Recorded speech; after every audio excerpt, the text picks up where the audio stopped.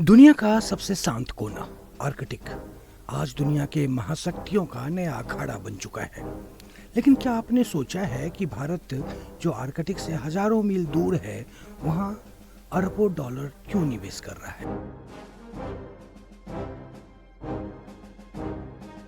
जलवायु परिवर्तन के कारण बर्फ पिघल रही है, जिससे नए समुद्री रास्ते खुल रहे हैं और खरबों डॉलर के प्राकृतिक संसाधन जैसे तेल, गैस, मिनरल्स सामने आ रहे हैं। अब सवाल ये उठता है कि क्या भारत आर्कटिक के इस दौर में चीन और रूस से पीछे रह जाएगा या फिर भारत के पास कोई मास्टर प्लान है? आर्कटिक में भारत के 3 सबसे बड़े हित।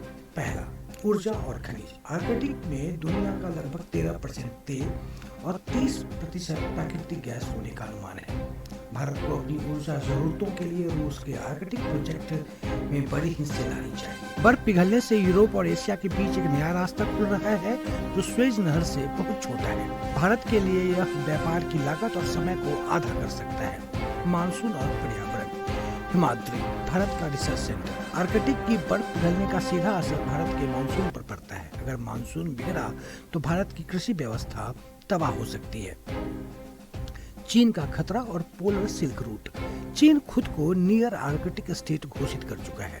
चीन और रूस मिलकर पोलर सिल्क रोड बना रहे हैं। भारत की चिंता है कि अगर चीन आर्कटिक पर हावी हो गया तो वह ग्लोबल ट्रेड और संसाधनों पर कब्जा कर लेगा।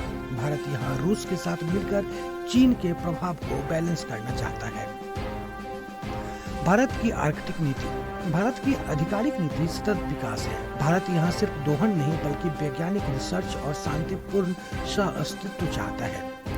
Arctic council. भारत यहाँ एक ऑब्जर्वर के रूप में बहुत सक्रिय भूमिका निभा रहा है। कंक्लूजन, आर्कटिक अब सिर्फ बर्फ का टुकड़ा नहीं बल्कि भविष्य की जियोपॉलिटिकल चाबी है। भारत के लिए ऊर्जा सुरक्षा, व्यापार और पर्यावरण सुरक्षा का सवाल है। क्या आपको लगता है कि भारत को आर्कटिक में अपनी सैन्य मजबूती बढ़ानी चाहिए या फिर हमें सिर्फ रिसर्च तक सीमित रहना चाहिए? कमेंट्स में अपनी बात रखें।